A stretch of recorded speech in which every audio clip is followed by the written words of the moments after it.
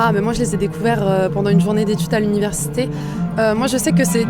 pendant cette journée d'études, déjà il y a Mathilde et Camille qui étaient venues présenter le projet et je sais que ça m'avait vraiment touchée parce que bon, par ailleurs j'étais en master de médiation de la musique et je faisais des musiques traditionnelles, donc en fait ça rejoignait déjà ce que j'aimais faire. Et en fait c'est après il y a eu plus tard dans la soirée un concert de l'orchestre populaire et en fait c'est de voir tous ces musiciens des instruments très différents, des langues très diverses, le fait de voir que finalement ils laissent une place à chacune des cultures qui sont représentées, de voir qu'il y en a beaucoup de différentes. Enfin, là on arrive cette année à presque une trentaine de morceaux depuis le début de l'orchestre qui pourtant n'est pas si vieux, il date de 2023, donc là c'est seulement sa 3e année d'existence et on a déjà presque une trentaine de morceaux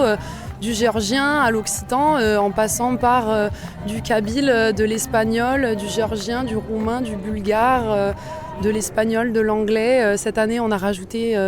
des musiques qui viennent du Tchad, du Togo, du Tibet. Donc, c'est aussi la diversité de ça que je trouvais assez ahurissante. Et puis, c'est le fait d'avoir des musiciens amateurs qui travaillent avec des professionnels, mais sans qu'ils se donnent non plus ce rôle de chef. Je trouve que ça aboutit à un résultat qui est très chouette, où chacun a sa place et où en même temps, je trouve que ça amène une qualité